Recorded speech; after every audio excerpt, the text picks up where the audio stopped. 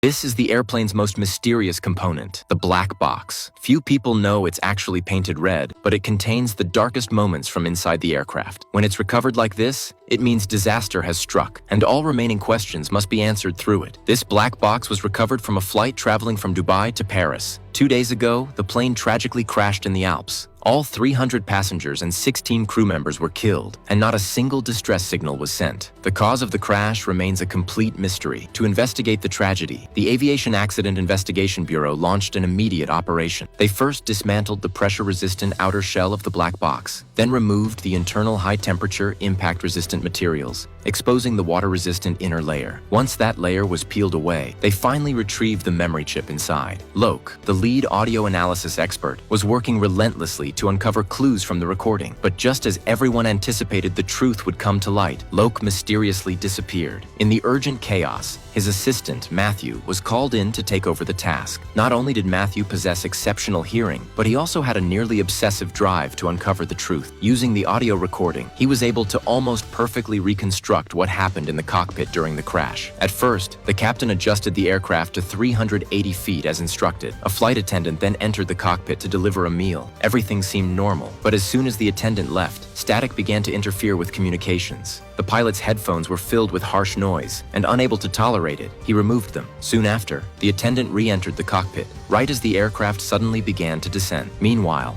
air traffic control's calls went unanswered. All that remained in the cockpit was the harrowing sound of someone crying out for help. Despite everything appearing normal, Matthew's sharp hearing picked up something strange. He increased the frequency of the final audio segment, filtered out the background noise, and asked his colleagues to remain silent. That's when he finally caught a faint, almost inaudible sound.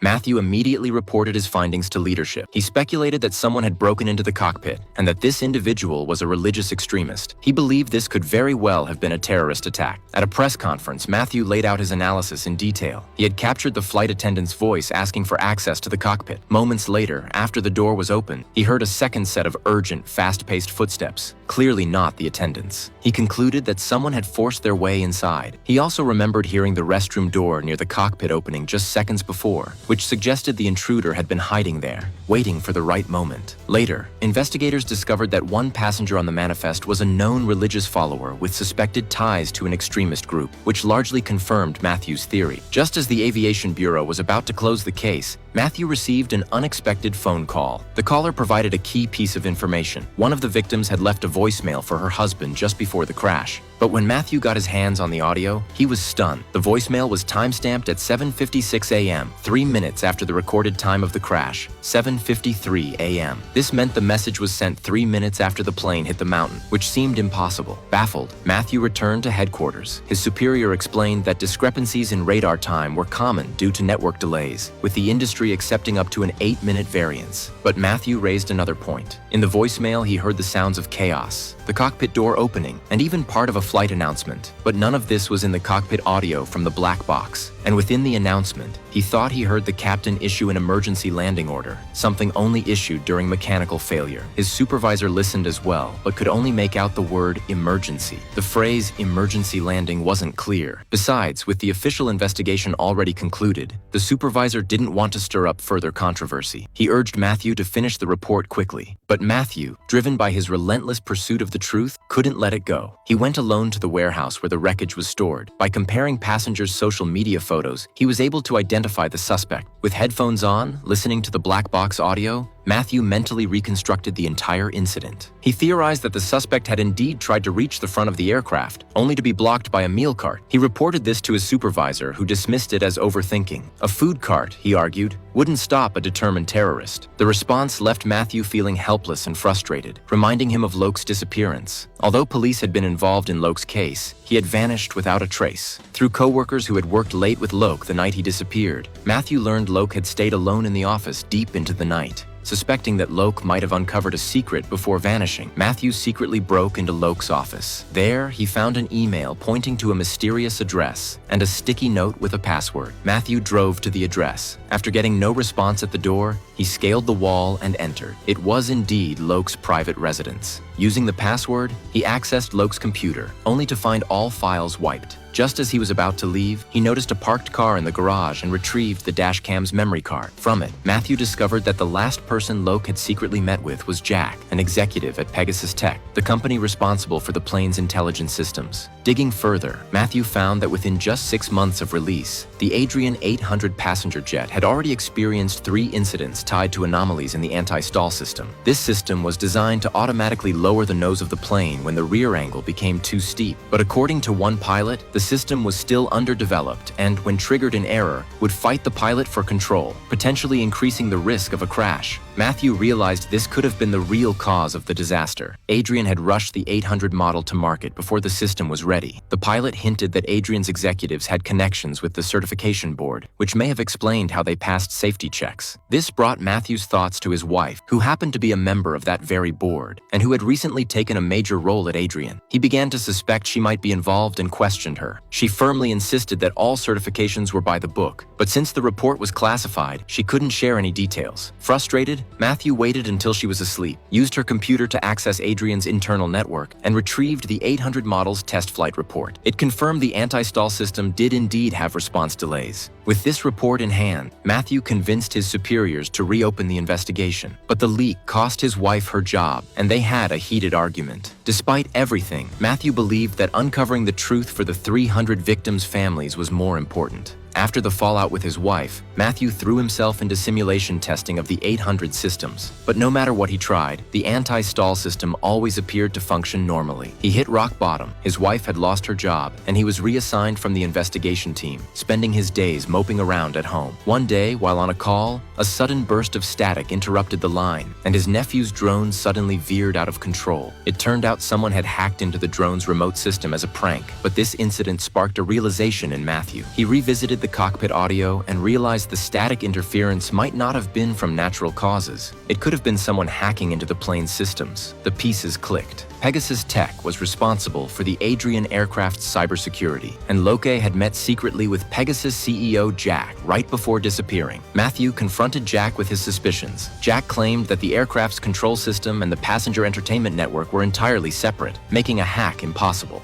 But Matthew had already done his homework. While the networks were different, both used a single optical fiber transmission system. If a hacker accessed that fiber, they could potentially infiltrate the cockpit controls. Matthew suspected Jack had Loke alter the black box recording to mislead investigators. Jack denied it and kicked him out, but Matthew stood firm. Digging deeper, he found there had been an attempted hacking incident a year prior, in which a bald man tampered with a website's engine RPM readings. Coincidentally, that same man was later hired by Pegasus, but was fired just 3 months in, then disappeared without a trace. Matthew checked the passenger list but didn't find the bald man's name. However, by combing through social media photos taken before the crash, he spotted him in the background. Since Pegasus was in charge of Adrian's cybersecurity, Matthew suspected the bald man had returned to take revenge. Yet his theory was dismissed, and he was officially fired. As he packed his things, he found a new file had mysteriously appeared on his computer. Last modified the same night Loke disappeared. Only 2 people had access to that machine, Matthew himself and Loke. Matthew analyzed the file and found that Loke had secretly left him a string of numbers. He plugged them into his car's GPS and discovered they pointed to a location right near a small lake by Loke's rural home.